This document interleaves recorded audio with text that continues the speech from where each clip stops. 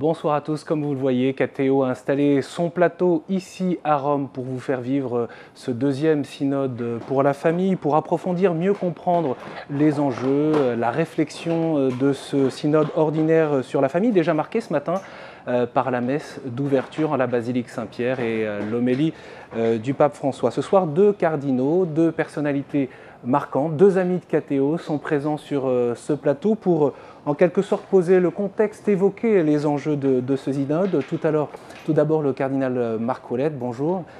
Merci beaucoup d'être avec nous. Vous êtes québécois, préfet de la Congrégation pour les évêques, ici à Rome depuis 2010, qui vous met en lien avec les réalités pastorales du monde entier. Vous avez été archevêque de Québec, ancien primat du Canada, et vous avez également un enracinement en Amérique latine, puisque vous avez enseigné une dizaine d'années au séminaire, notamment en Colombie, associé au père Sulpicien.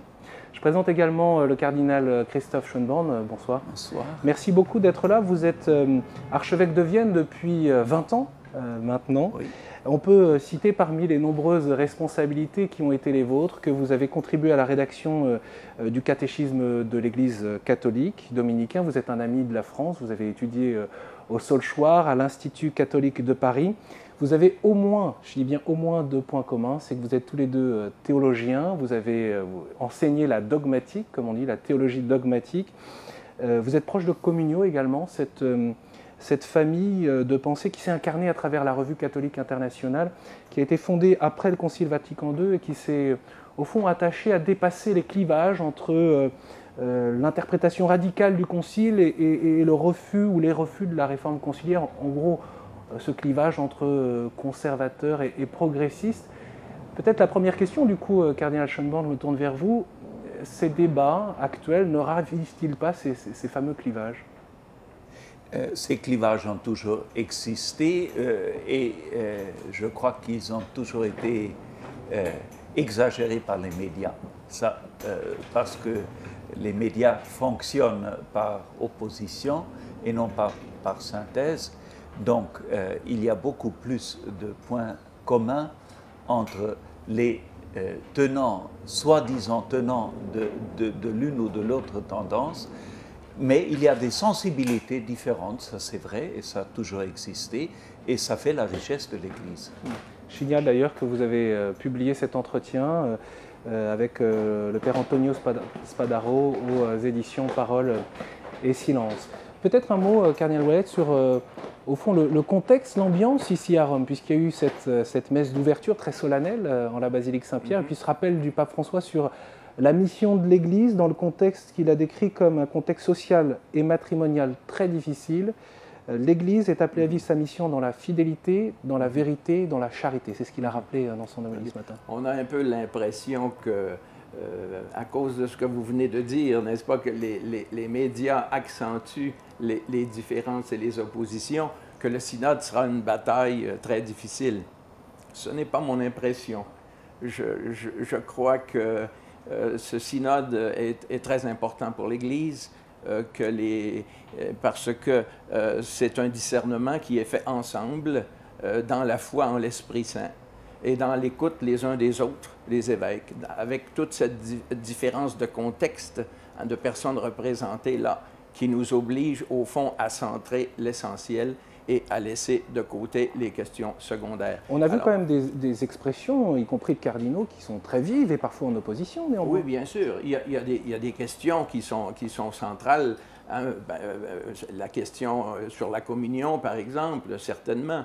La question de ceux qui convivent avant le mariage.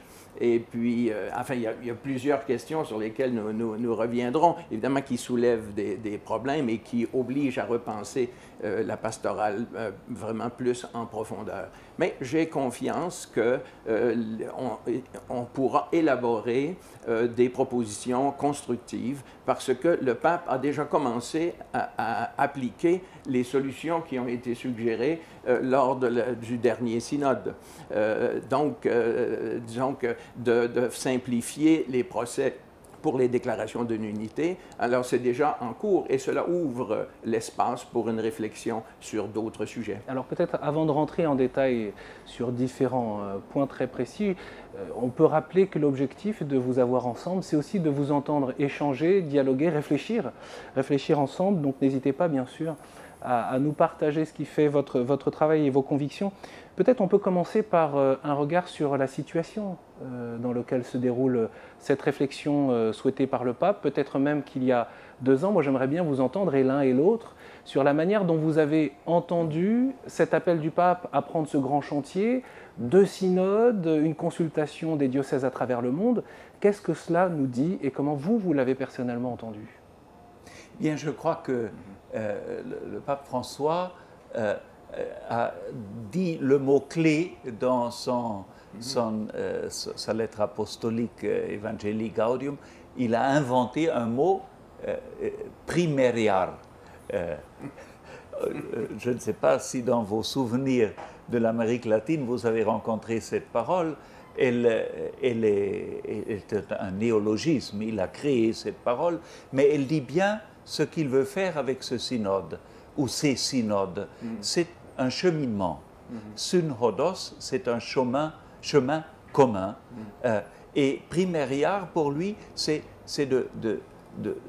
d'initier un cheminement. Alors, les débats qui se déroulent depuis 2 ans, je crois que c'est très utile pour l'Église, parce que le monde entier, enfin le monde catholique au moins, participe à ce débat. Et pour moi, le nœud de ce débat, et j'espère que ce sera le résultat principal du synode, c'est de dire la famille, c'est au cœur de l'avenir de l'humanité. Un grand oui à la famille, c'est déjà le cœur du message. Oui, je suis bien d'accord. Je reviens sur l'initiative du Saint-Père. Ma première réaction a peut-être été de surprise, hein, parce qu'il y a eu un synode en 1980 avec Familiaris Consortio, qui est une charte extraordinaire de la famille et de la pastorale de la famille. Alors, on se disait, pourquoi un autre synode? Mais après coup, je vous assure que cette initiative, c'est pour vraiment faire passer dans la pastorale l'héritage du pape Jean-Paul II, qu'on nomme le pape de la famille, qui a consacré énormément d'énergie à partir de son expérience et de sa réflexion au sujet de la famille et du mariage. Mais cette réflexion n'est pas encore passée vraiment dans la pastorale.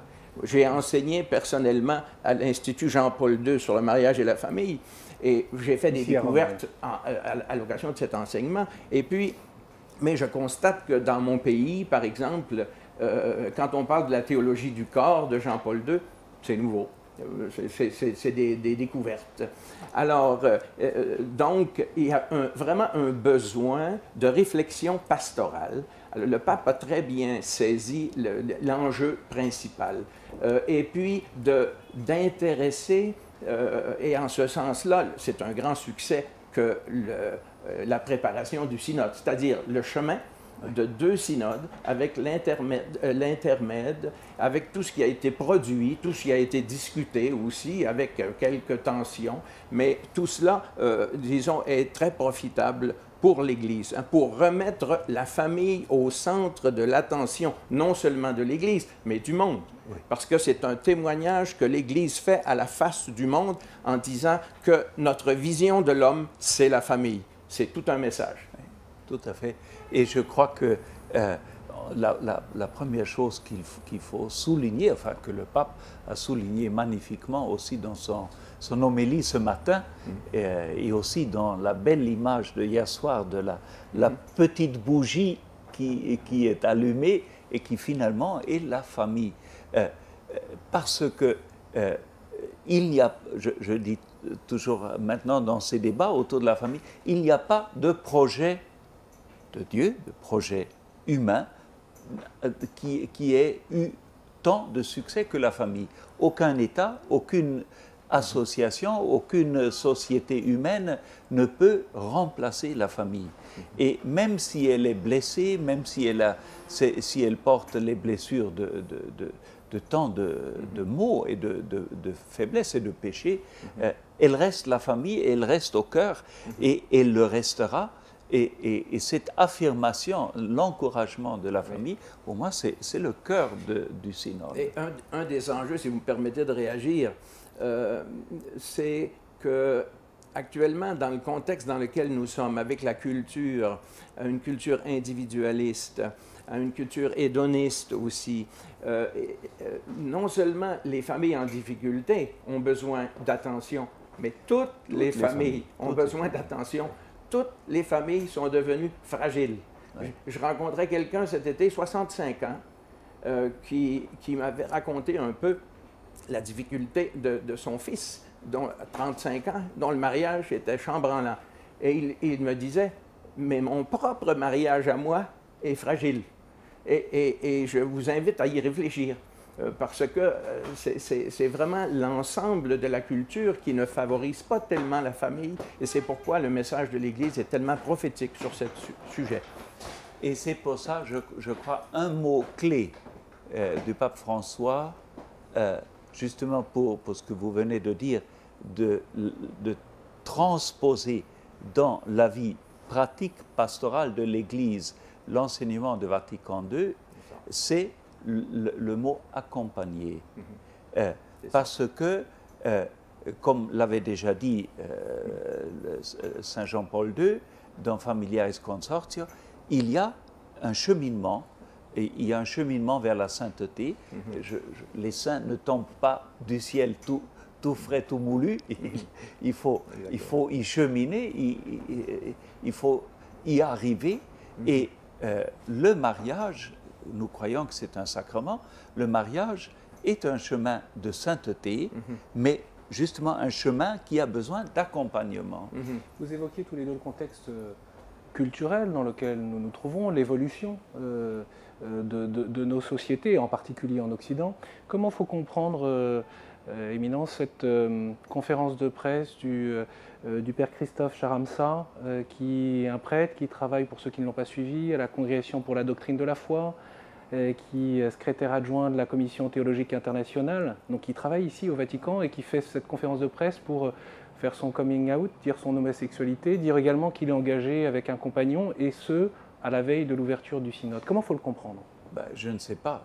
Je n'ai pas pu lui poser la question pourquoi il a fait ça. C'est probablement voulu exprès à la veille du synode pour avoir le maximum d'attention médiatique.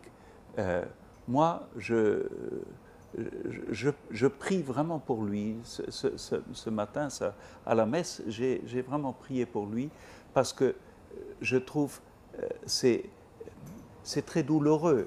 Enfin, nous avons tous promis de suivre un chemin avec Jésus dans le célibat, avec les difficultés et les joies de ce chemin, comme les gens mariés ont promis cela, d'accuser les autres de ne pas avoir réussi sur ce chemin. C'est malheureux, parce que la première chose, comme dans un divorce, la première chose à dire, ce n'est pas que l'Église manque de miséricorde, que le conjoint a fait tant et tant de fautes, que la société ne favorise pas, mais d'abord c'est de se demander où était peut-être aussi ma propre faute là-dedans. Et si ensuite on doit dire oui, j'ai eu peut-être, j'ai été mal reçu, j'ai été maltraité, etc. Tout cela peut s'y ajouter, mais la première chose, c'est de dire j'ai promis librement la fidélité au mariage ou la fidélité au célibat, et je n'y ai pas réussi. Je voudrais vous poser une question. Comment expliquer? On vous entend et on sait bien sûr que l'Église a toujours soutenu la famille. Et néanmoins, comment expliquer que le discours, voire même que la pastorale familiale se soit en quelque sorte un peu desséchée devant les épreuves que connaissent aujourd'hui la famille? Est-ce que vous êtes d'ailleurs d'accord d'abord sur ce constat en quelque sorte? Oui. vraiment, nous constatons les difficultés de la famille. Elles viennent de loin.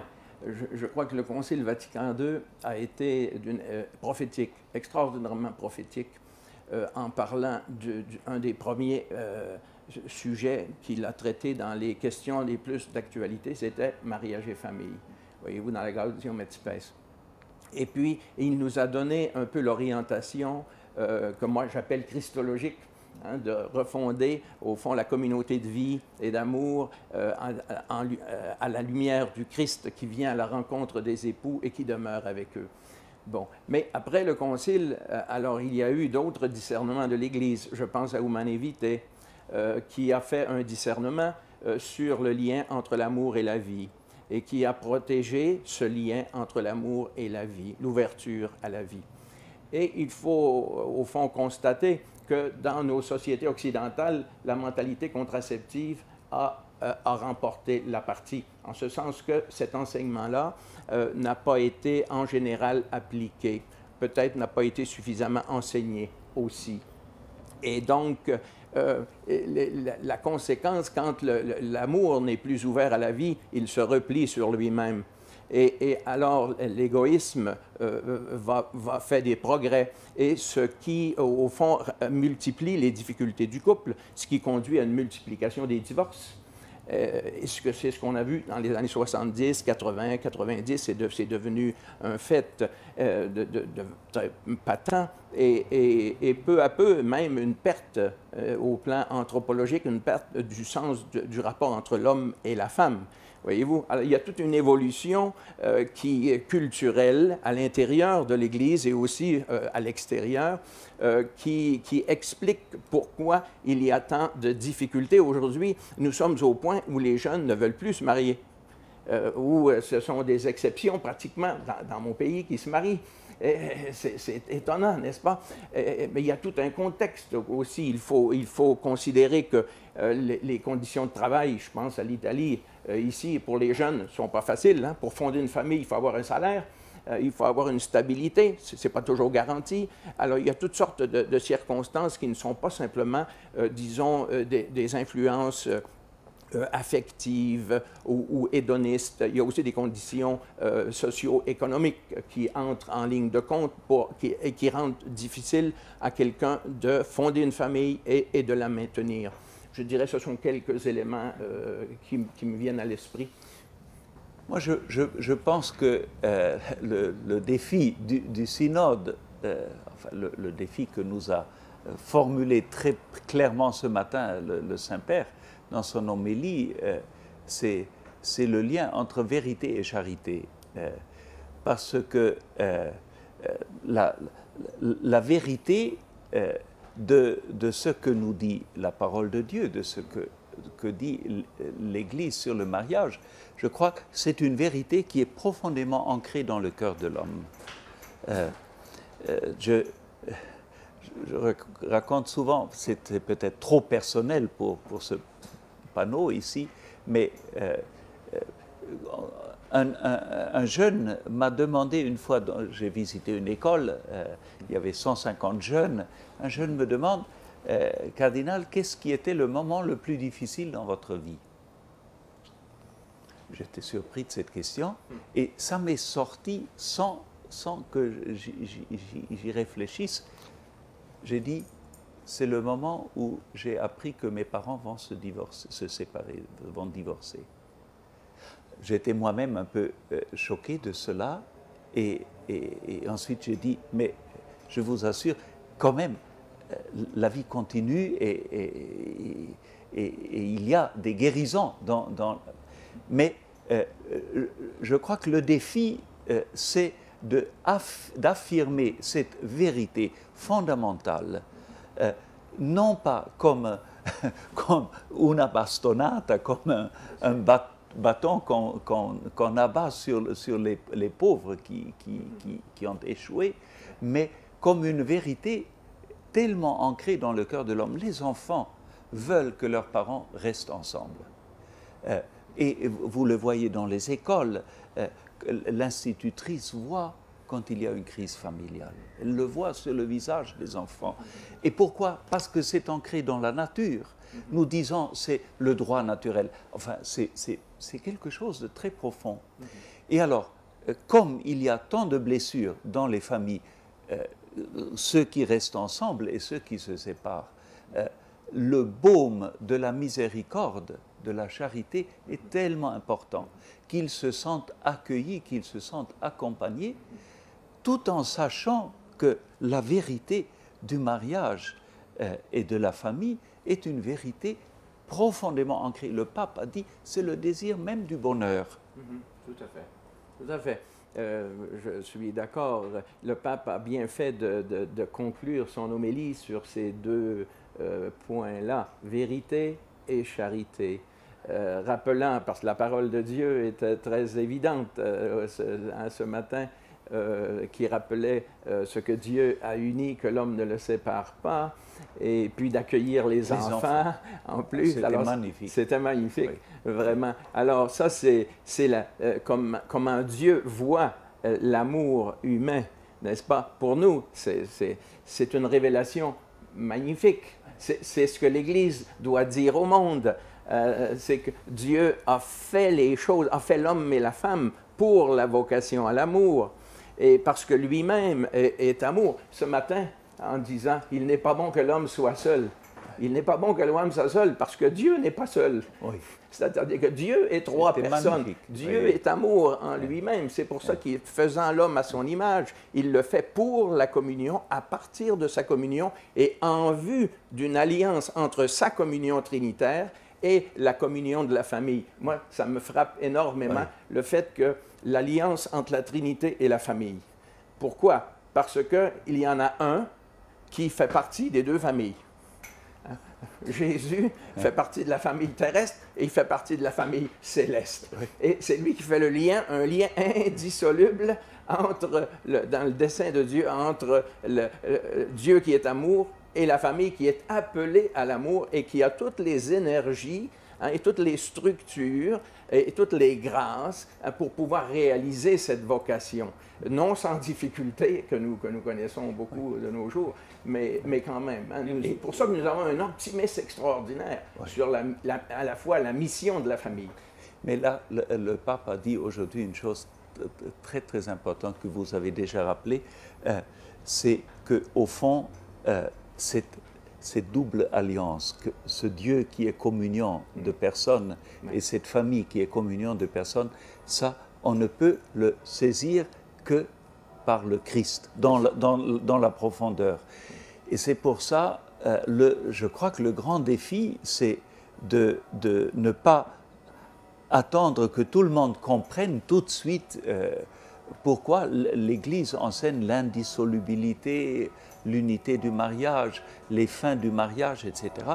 Mais il faut faire une expérience de foi pour y arriver. Et là encore, c'est l'accompagnement. Alors moi, je pense une des conséquences du synode sera un grand nouvel élan d'accompagner en vue de cette réalité qu'est le mariage. Mais c'est peut-être là d'ailleurs où se porte précisément le débat, c'est comment accompagner, et notamment dans les situations difficiles. Ouais. Alors peut-être on pourrait revenir sur la contribution que vous aviez apportée, Éminence, lors du premier synode, en faisant cette comparaison avec le subsistit in. Alors il va falloir nous expliquer, pour ceux qui ne sont pas habitués à la théologie, et peut-être qu'on puisse un peu en débattre sur les conséquences. Mais peut-être nous rappeler d'abord la proposition et votre réflexion.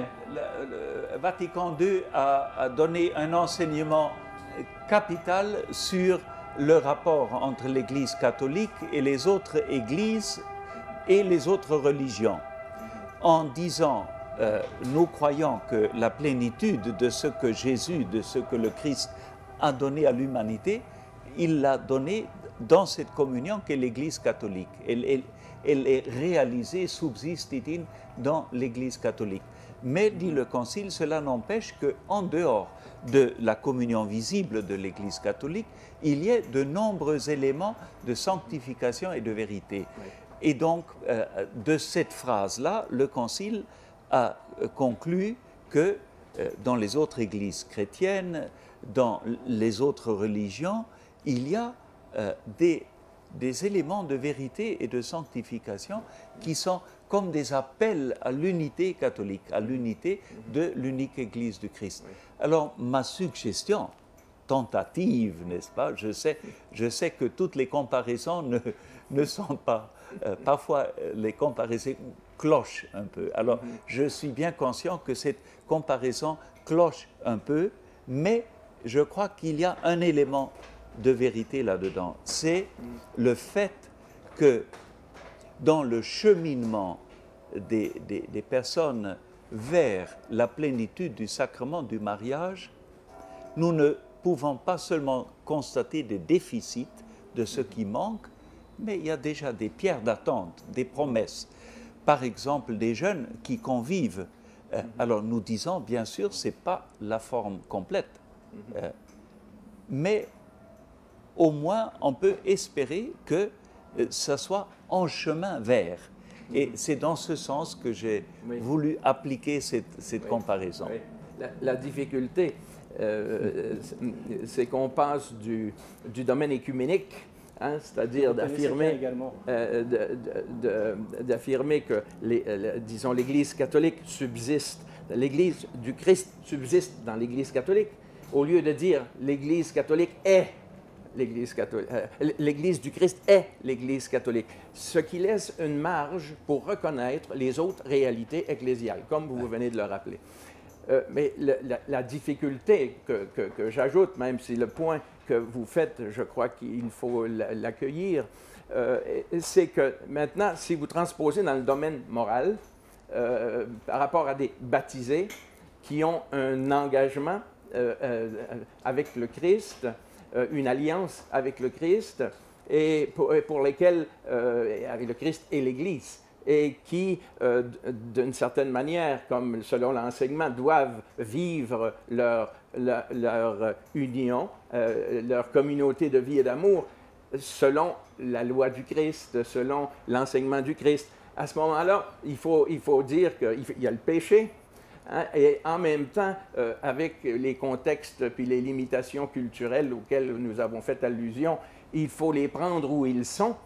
Hein, et il faut marcher avec eux. C'est la mentalité du pape François, hein, qui a ce charisme extraordinaire de pasteur, hein, pour embrasser toute personne, mais en particulier ceux qui souffrent, et puis de les faire cheminer, je dirais, par l'attrait d'un cœur bon, miséricordieux, compatissant, et qui fait avancer davantage ainsi peut-être que de rappeler de façon doctrinale, peut-être trop dure, la vérité sur le péché et la vertu, quoi. Alors, il faut chercher, je dirais, l'équilibre.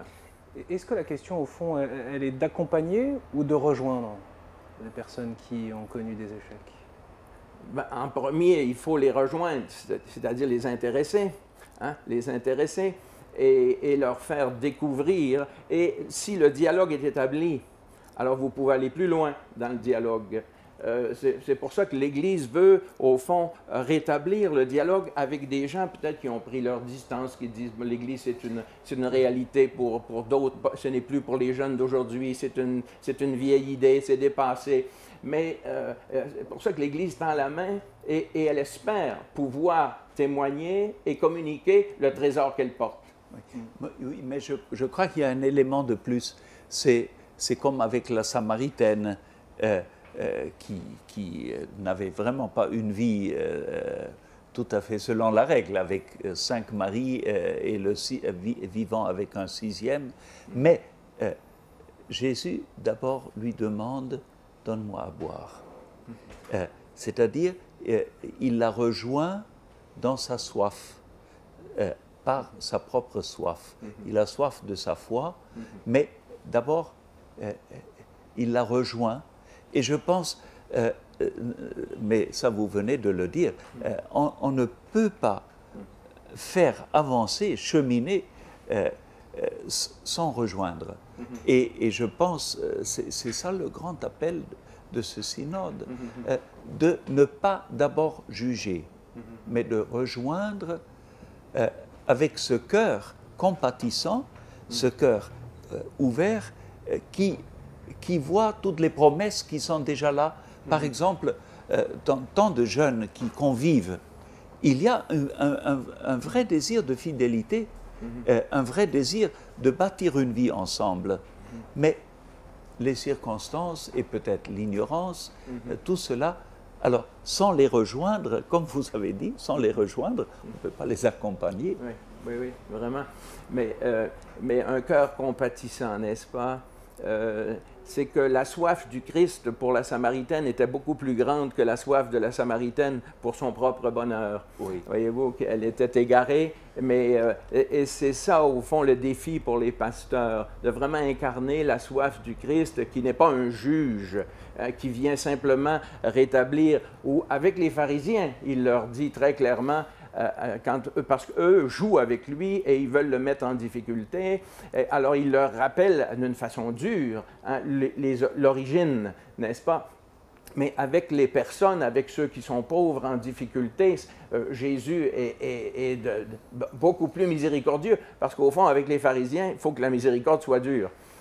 Parce qu'il y a une miséricorde qui doit être dure pour, comme le Padre Pio, qui pouvait être terriblement dur au confessionnal, voilà. Mais comme un médecin qui dit « vous devez aller vous faire soigner, exactement. Sinon vous mourrez ». Et le curé d'Ars faisait la même chose. Oui. Hein. Le curé d'Ars refusait l'absolution, ou il la mettait à plus tard, justement quand il constatait que le repentir n'était pas au degré voulu. Alors il disait « attendez, ça sera plus tard ». Et puis, alors, c'est un grand apôtre de la miséricorde. Mais ça scandaliserait aujourd'hui. Peut-être que le curé d'Ars scandaliserait aujourd'hui notre culture, nos opinions. Je ne crois pas. Au contraire, il avait une virilité et la vérité sur, disons, la réconciliation avec Dieu, sur le repentir pour ses péchés. Il ne faut pas oublier que dans une pédagogie d'accompagnement, il ne faut pas non plus cacher la vérité. Vérité et charité. Parce que autrement, on n'aide pas la personne. On l'enlise dans ses propres difficultés. Parce que Jésus sait très bien que pour arriver au bonheur, il faut arriver à une relation de parfaite communion avec lui. Alors, là où il y a des obstacles, il faut qu'ils soient enlevés. Et en bout de piste, c'est lui qui, au fond, enlève tous les obstacles par le don absolu qu'il fait de lui-même dans la croix, réconciliant le monde entier avec Dieu. Mais l'Église doit témoigner de cette réconciliation que lui a accomplie. Autrement dit, ce que vous êtes en train de nous dire, c'est que l'Église ne sait plus aujourd'hui, comme peut-être le curé d'Ars ou le Padre Pio, parler de la vérité sur la question du mariage et de la famille, avec peut-être trop de peur. Peut-être pas assez. Peut-être pas assez. Je crois que comme je disais, le Concile nous a mis sur une piste extraordinaire avec cette rencontre avec le Christ. Voyez-vous, ce qui nous manque dans notre pastorale, c'est de faire comprendre que l'alliance des époux est une alliance avec le Christ. Ça, ce n'est pas même catéchisé. Je crois que ce n'est pas catéchisé. Oui. Et alors, cela donne, et de comprendre la célébration du mariage comme un échange de dons. Ils sont baptisés, ils appartiennent au Christ, ils vont offrir au Christ leur amour, leur famille, ce qu'ils veulent fonder. En réponse, le Christ s'engage avec eux. Hein, quand on dit qu'il consacre leur union et il leur donne une effusion du Saint-Esprit, ça c'est un échange de dons extraordinaire. Il ne faut pas que nos baptisés se privent de cela. Et il faut que l'Église leur dise qu'il se passe quelque chose dans une célébration du mariage et que cela est le symbole de toute la vie. Toute la vie est cet échange de dons entre le Christ et les époux, avec l'Esprit Saint qui est au milieu et qui les fait progresser vers la sainteté, avec des hauts et des bas, évidemment, que nous connaissons. Oui. C'est le Christ au cœur de toutes nos vies, vie de prêtre, vie de marié. Moi, je constate que ça manque beaucoup dans la prédication, mais l'essentiel, ce n'est pas tellement la prédication, c'est l'accompagnement. parce que dans les difficultés que nous rencontrons, soit dans notre vie de prêtre, d'évêque, soit dans la vie des couples, le point essentiel sera toujours franchir ce seuil de la rencontre avec le Christ. Et quand ce pas se fait, les choses changent beaucoup de perspectives. Bien sûr, souvent, il y a déjà des ruptures consommées qui ne sont pas récupérables. Mais il y a, dans des situations que nous appelons aujourd'hui des situations irrégulières, il y a des cheminements de foi magnifiques. Évidemment, ce n'est pas toujours tout de suite de prime abord. Parfois, il faut un long cheminement. Et je pense l'encouragement pour nous, les pasteurs, c'est un encouragement à la patience. Parce que Dieu est patient avec nous, avec moi. Il est très patient. Et je suis très content qu'il soit patient avec moi. Alors, il faut être patient dans l'accompagnement et voir des découvertes possibles. Enfin, là, j'aimerais parler de mes 5 attentions dont j'ai tant parlé aussi dans le livre, là, les 5 attentions dans le programme pour les divorcés remariés que nous avons établi, installé dans le diocèse, d'accompagner sans poser la question des sacrements d'abord. D'abord, de faire un cheminement et toujours, je dis au moins 2 questions que je pose toujours, enfin, que nous essayons de voir avec les divorcés remariés. Comment vous avez traité vos enfants? Est-ce que les enfants ont été les otages de vos conflits? Est-ce que vous avez fait un effort de au moins laisser vos enfants en dehors de votre conflit? Parce que déjà du fait même de votre conflit, vos enfants ont souffert. Mais si vous les faites otages de votre conflit, c'est un crime sur vos enfants. Alors, il y a tant de matière à voir avec les divorcés remariés. Et le deuxième exemple, parmi les 5 de ce cheminement que nous faisons, c'est la situation des abandonnés. Le pape a parlé ce matin de la solitude. Combien de solitude par le divorce? Et alors, ceux qui ont déjà un nouveau partenaire, pensez-vous à la solitude dans laquelle vous avez laissé votre conjoint et comment c'est difficile à gérer cette solitude. Alors, tout ce cheminement de conversion peut devenir un chemin de rencontre avec le Christ et dans ce cadre, on peut aussi accepter le fait de vivre sa situation d'irrégularité selon ce que dit l'Église. Je crois que c'est important, et je suis d'accord avec ce que vous dites, qu'il faut offrir un dialogue, et peut-être même un dialogue ensemble avec plusieurs, pour réfléchir sur, mais hors contexte sacrement, pour leur faire prendre conscience que l'essentiel, c'est de vivre avec le Christ dans sa nouvelle situation, et donc de se repentir sérieusement pour les fautes qui ont conduit à la rupture, etc., sans entrer dans les détails, là, mais parce qu'il faut, pour retrouver la communion avec le Christ, l'état de grâce, il faut un repentir profond et une demande de pardon. Avant le sacrement. Voyez-vous? Alors, je crois qu'il faut les aider à cheminer vers la personne du Christ et non pas vers un acte sacramentel. C'est ça l'essentiel. Et en même temps, vous savez tous les deux les attentiments, ce qu'a suscité toute cette démarche, ces 2 synodes, précisément sur la question des sacrements et de la discipline des sacrements, en attendant des grands changements ou au contraire, pour certains, une peur et surtout une demande que rien ne bouge. Comment vous réagissez à ça? Bon, c'est une question délicate. Je crois que nous devrons y revenir en synode.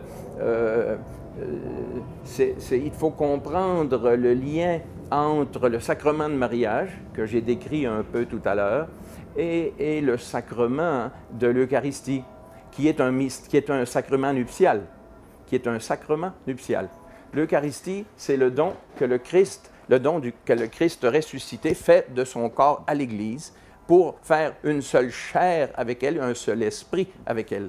Alors, la difficulté, c'est comment quelqu'un qui se trouve avec un second partenaire peut maintenant venir témoigner publiquement dans l'Église qu'il est en parfaite unité avec ce que signifie recevoir la communion. C'est d'être en communion avec ce mystère du Christ qui donne son corps pour ne faire qu'un avec l'Église. Parce qu'on communie à l'intérieur de l'Église. On ne communie pas comme des purs individus, on est les membres d'un corps. On communie comme des membres d'un corps qui participent à ce mystère. C'est un témoignage de l'Église à l'intérieur duquel chaque individu s'insère, n'est-ce pas? Mais je crois que là, la question des sacrements soulève une question beaucoup plus ample. C'est que notre pratique des sacrements a tellement changé. Dans ma jeunesse, enfin dans notre jeunesse lointaine, nous avons connu une communion rare et une confession fréquente. Maintenant, nous avons une communion fréquente et une confession rare, peut-être même rarissime. C'est un complet changement dans la compréhension même de la communion.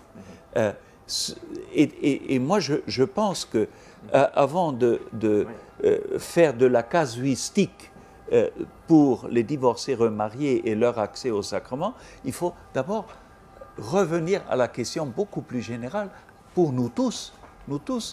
Moi, je me demande souvent, est-ce que je suis vraiment disposé à recevoir la communion dans l'état dans lequel je suis si je me suis mis en colère avec ma secrétaire ou mes collaborateurs, mes prêtres, je suis plein de colère et je vais à la communion.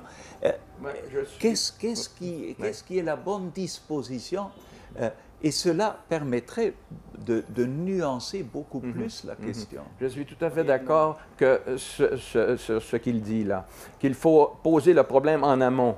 C'est-à-dire, il faut poser le problème sur la pratique générale de la communion dans l'Église. On a perdu le sens de la confession et tout le monde va communier. Et le sens de la communion, c'est devenir un sens de participation à un groupe. Alors, si on ne va pas communier, on se sent exclu. Alors, ce n'est plus encore là le Christ qui est au centre de la communion. C'est un peu d'être bien dans le groupe, être reconnu, ne pas être mis à part.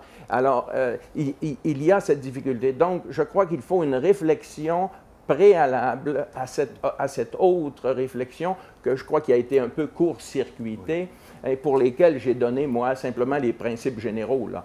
Avec la messe d'ouverture ce matin en la basilique Saint-Pierre, eh bien, commence 3 semaines de travaux pour tous les pères synodaux. On va pouvoir vous suivre les uns les autres. À quoi vous serez attentifs et comment vous appréhendez ces 3 semaines de travail avec cet instrumentum laboris qui est divisé en 3 parties et qui marque un peu les 3 semaines Moi, je suis heureux que de la méthodologie qui nous permettra de réfléchir sur une première partie, ensuite sur une deuxième, ensuite sur une troisième. La première partie, c'est la problématique, au fond, culturelle, et le contexte, les contextes. La deuxième partie, c'est la partie doctrinale. Et la troisième partie, c'est la partie plus pratique des orientations pastorales. Alors, je crois qu'il nous faut une réflexion en profondeur, à la fois sur la culture et à la fois sur la doctrine, avant de passer à l'application pastorale. Et en même temps, je suis confiant, je répète ce que j'ai dit au début, que nous réunissons dans la foi du Seigneur, n'est-ce pas? Et nous serons à l'écoute les uns des autres, nous serons à l'écoute ensemble du Saint-Esprit, nous aurons présentes nos communautés avec toutes leurs difficultés, et je crois qu'il y aura un discernement, disons, sur l'essentiel qui sera fait. Moi, je suis positif. Je crois que pour moi aussi, le mot-clé, c'est discernement. Nous avons un pape jésuite qui fait avec nous une retraite ignatienne, pour ainsi dire. Il nous fait cheminer dans les résistances, les obstacles intérieurs. Ah, bien On sûr, les voit dans l'Église, en tout cas. Bien sûr, ce travail de l'esprit, les résistances, les difficultés, il nous a dit au premier synode, au début, il a dit « parler avec franchise et écouter avec humilité ». Et je pense qu'avec cette règle, on avancera bien pendant ce synode dans le discernement finalement de ce que veut le Seigneur pour l'Église. Oui. Vous avez en même temps, je crois qu'il faut que ce synode soit plus propositif. Qu'il soit. Le premier a fait plus attention aux situations et aux problèmes. Et on doit vraiment proposer, n'est-ce pas? Il y a quelque chose là, qui doit ressortir vraiment de l'évangile de la famille. Et en ce sens, il me semble qu'il y a trois joies, les trois biens de Saint-Augustin, voyez-vous. Je définirais ça comme les trois joies du mariage, n'est-ce pas? La joie pour un couple de témoigner de l'amour du Christ. C'est ça le sens du sacrement, n'est-ce pas? La joie de faire un parcours d'amour ensemble, en fidélité. Puis la joie d'être une source de vie. Il faut proclamer ces trois joies-là, je crois, dans ce synode. Et vous soulignez dans votre ouvrage, dans cette interview, Éminence, qu'il s'agit d'une conversion, en fait, d'une conversion pastorale autour de la famille. Une conversion pastorale dans le sens que sans conversion, il n'y a pas de vie chrétienne, il n'y a pas de vie familiale. Rappelez-vous les trois paroles du pape François pour un bon mariage, merci, s'il te plaît, pardon. Voilà, la conversion.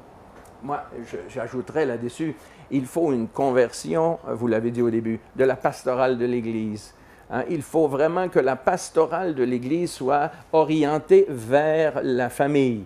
Pourquoi? Parce que la famille, c'est comme la pointe de la mission de l'Église dans la société. Je vous parlais du mystère eucharistique tout à l'heure, n'est-ce pas? L'alliance de Dieu avec l'humanité.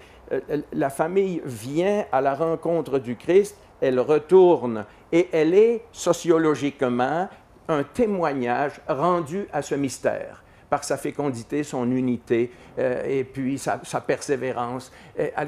Elle témoigne là du mystère de l'alliance, de la nouvelle alliance. Alors il faut que toute la pastorale, même la vie consacrée, voyez-vous, la vie consacrée, il faut qu'elle soit au service de la réalisation de la mission de l'Église à la base. Et à la base, c'est la famille. Oui, vous dites qu'il faut renouveler toute la pastorale de l'Église à partir de la famille. Je vous cite dans cet article que vous avez signé dans la revue Communio du mois de février consacré à la famille. Exactement. C'est ce que je viens de vous répéter là. Ça donne l'ampleur, au fond, du travail qui est en train de se passer ici, à Rome. Ça sera intense et je pense que ça sera passionnant. Et n'oublions pas, il y a l'Esprit Saint.